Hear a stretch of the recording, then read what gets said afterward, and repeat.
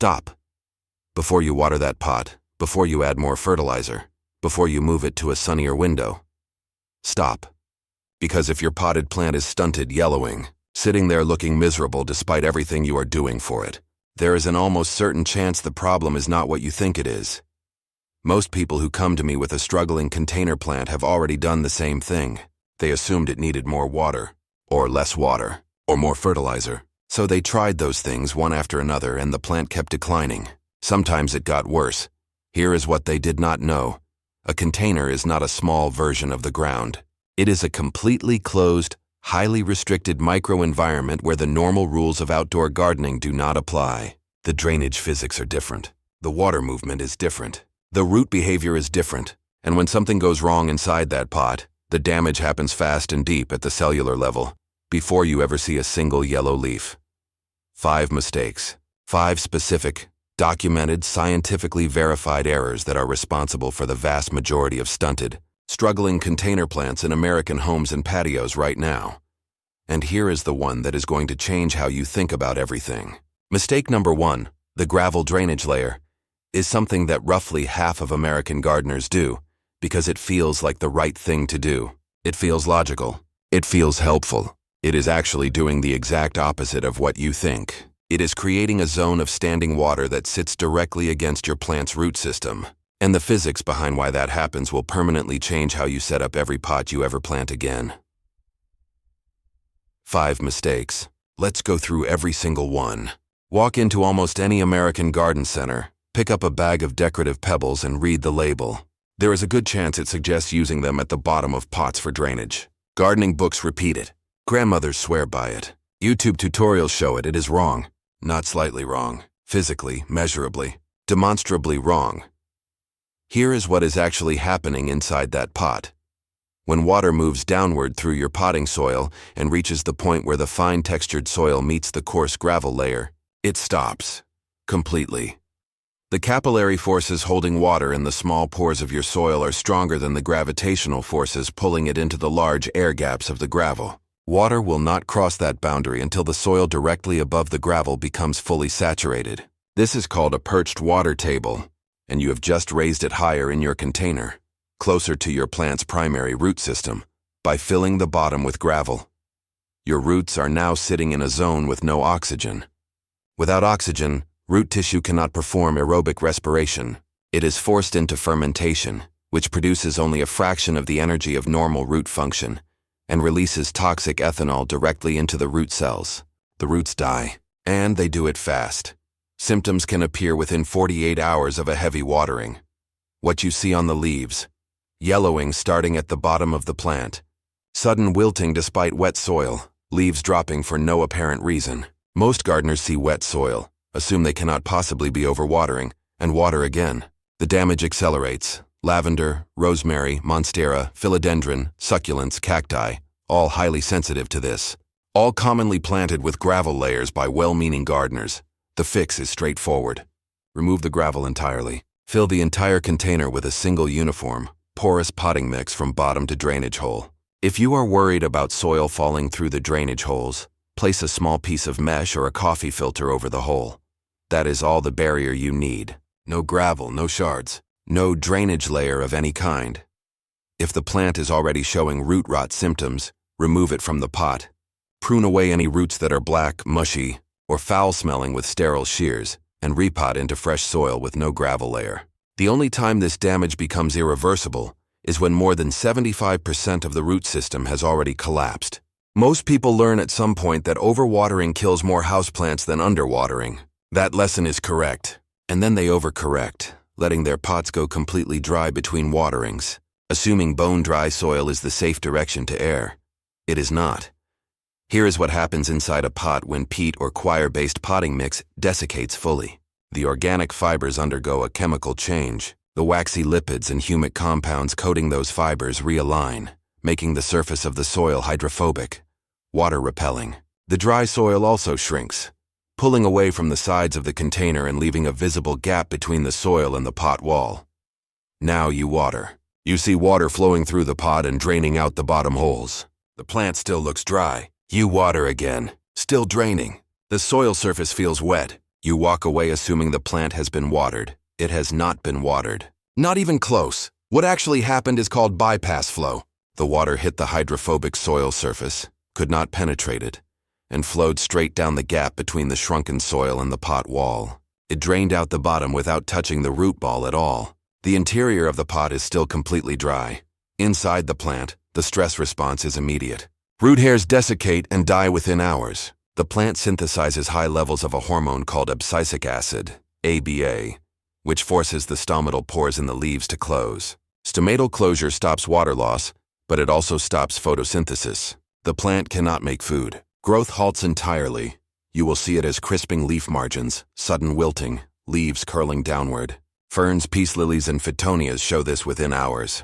Even plants that look fine can have bone-dry root balls if they have been in this bypass flow cycle long enough. The fix: submerge the entire pot in a tub or bucket of water for 30 to 60 minutes. Full submersion is the only reliable way to rehydrate a hydrophobic root ball. You will see air bubbles rising as the water finally penetrates the soil matrix. Once the bubbling stops, the root ball is saturated. Lift the pot out, let it drain fully, and do not let it reach that state again. Going forward, check soil moisture by picking up the pot. A dry pot feels abnormally light compared to a watered one. Or by pushing a finger or a wooden dowel 2 inches into the soil before every watering. If it comes out damp, wait. If it comes out dry, water fully until it drains from the bottom and the pot feels heavy. When a plant is stunted and struggling, the instinct is to feed it. The plant looks weak. Nutrients make plants strong. This logic is responsible for one of the most common and most damaging mistakes in container gardening. Here is what is happening inside the pot every time you apply fertilizer without flushing the substrate first. Container soil has a fixed, small volume. Unlike open ground, where excess soluble salts from fertilizer can migrate deep into the soil profile or be diluted by rainfall, the salts in a container pot have nowhere to go. Every application adds to the total salt concentration in the soil. Over time, the electrical conductivity, a direct measure of salt concentration, climbs. Once the EC of the soil solution rises above the salt tolerance threshold of your plant, the osmotic gradient reverses. Water is no longer drawn from the soil into the root cells. It is drawn from the root cells into the soil to balance the salt concentration. The plant is being dehydrated from the inside while sitting in wet soil. At the root level, the active root tips shrivel and turn brown. At the leaf level, you see salt burn, a characteristic browning and crisping along the margins and tips of leaves. Starting with the youngest growth, the whole plant takes on a compact, woody appearance and stops producing new growth entirely. This damage typically appears within 2 to 7 days of over-application. Begonias, salvias, and container vegetables like tomatoes and peppers show early symptoms at salinity levels that barely affect more tolerant plants. If you are in a hot, dry region, Texas, Arizona, Southern California, this problem compounds fast. Municipal reclaimed water in many southwestern states contains sodium levels between 90 and 280 milligrams per liter, and chloride between 135 and 340 milligrams per liter. That is salt coming in with every watering before you add a single drop of fertilizer. The immediate fix: flush the substrate with a volume of pure, low salinity water equal to twice the volume of your container, all at once. That volume of water physically leaches the accumulated ions down through the soil and out the drainage holes. Do this immediately when you first notice saltburn symptoms. Going forward, apply the leaching fraction rule to every watering. Make sure 10 to 20% of the water you apply actually drains out the bottom of the pot every single time. That continuous outflow prevents salt from accumulating in the first place. And diagnose the root cause of the stunting: compaction, root restriction, waterlogging, before reaching for any fertilizer. Feeding a plant with damaged roots does not help the roots. It poisons what is left of them. Walk into a garden center and watch someone pot a plant. 90% of the time, after the soil goes in, they press it down with their hands. Pat it firm. Pack it around the base of the plant. It looks tidy. It feels stable. The plant is not wobbling. Job done. What just happened inside that pot will show up as stunted, struggling growth over the next several weeks. And most people will never connect it to that single moment of pressing down on the soil. Here is the physics. A healthy potting mix works because of its pore structure, the spaces between the particles. Larger pores, called macropores, hold air. Smaller pores hold water. Root growth, gas exchange, microbial activity, and nutrient movement all depend on those pore spaces remaining open. When you compress the soil, you crush the macropores. Air-filled porosity collapses. In a peat perlite mix, bulk density above 0.45 grams per cubic centimeter is enough to reduce air-filled pores to less than 5%. Below the threshold, roots need to survive. Without oxygen in the soil, roots are forced into anaerobic respiration. Energy production drops by more than 90% compared to normal aerobic function. The roots cannot generate the energy required to actively transport water or nutrients. What you see at the leaf level looks exactly like a nutrient deficiency: yellowing, weak and spindly stems, poor overall color. Most people respond by adding fertilizer. The fertilizer hits the oxygen-starved, dysfunctional roots and causes osmotic saltburn on top of everything else. Compaction also destroys something most gardeners have never heard of: mycorrhizal fungi. In healthy, loose soil, plant roots form a symbiotic relationship with these beneficial fungi. Their hyphae extend deep into the substrate, dramatically increasing the root system's ability to absorb water and phosphorus. The fungi also produce a protein called glomalin, which acts as a biological glue binding soil particles into stable, loose aggregates. When you compact the soil, you crush those fungal networks. Glomalin production stops. The soil structure permanently collapses into dense, compacted clay-like mass that the plant cannot grow through. There is also the garden topsoil mistake buried inside this one. Field soils and garden topsoils contain high levels of clay and silt. In the open ground, those particles are separated by vast soil volumes. In a container, they compact rapidly under their own weight with each watering, creating a physical barrier to root elongation within weeks. The fix: remove the plant. Massage the compacted root ball gently to wash away the dense soil and repot it in a fresh, loose soilless mix containing at least 20 to 30% coarse perlite or pumice. Fill the pot loosely, never press or pack. The plant's own weight and normal waterings will settle the soil naturally over time. This one happens slowly. That is why it is the most underestimated mistake on this list. A plant goes into a small decorative pot because it looks proportional. It fits the shelf. It fits the table. And for a few months it grows fine.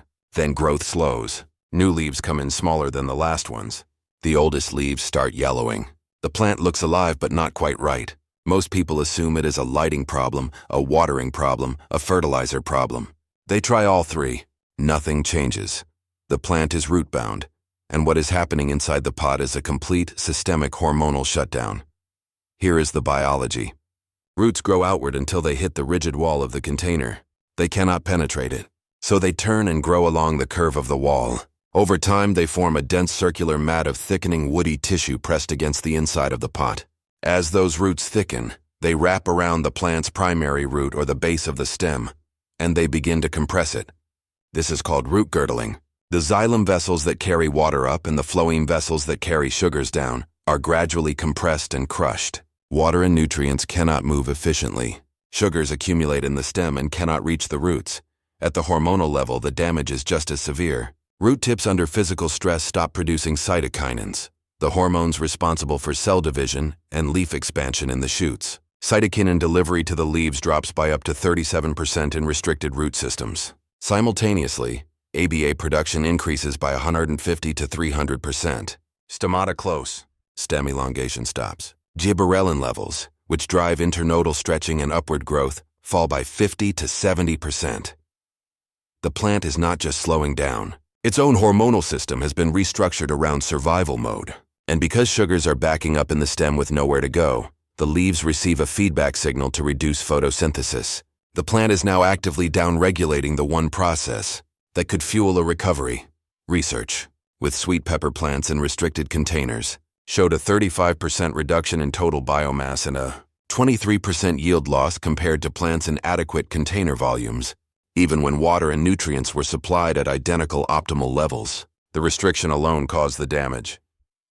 In a cucumber study, root restriction reduced total leaf area to just 20% of unrestricted plants by day 60 and caused a 70% collapse in net photosynthesis.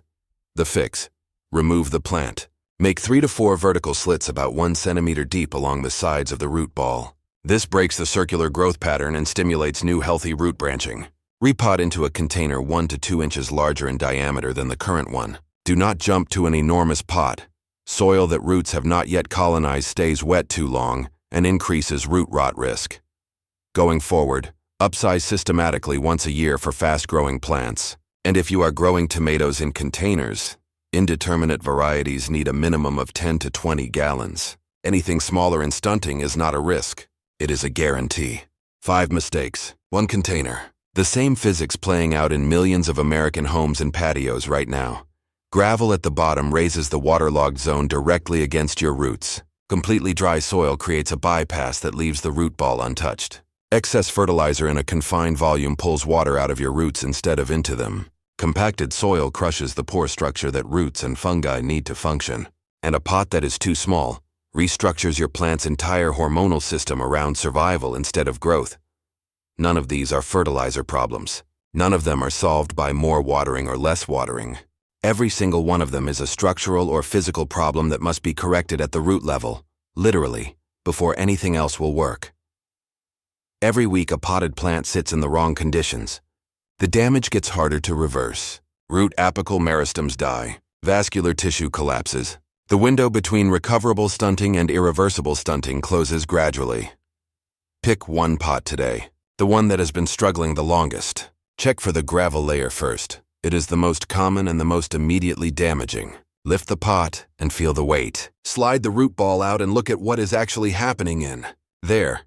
What you find will tell you exactly what to fix. Tell me in the comments which mistake you think your struggling plant is dealing with and what plant it is. The combination of those two answers will tell you exactly what to do next.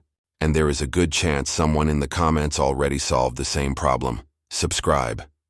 What comes next is about the potting mix itself. What is actually in that bag you bought? What most of it is doing wrong, and how to build a mix from scratch that your roots will actually thrive in.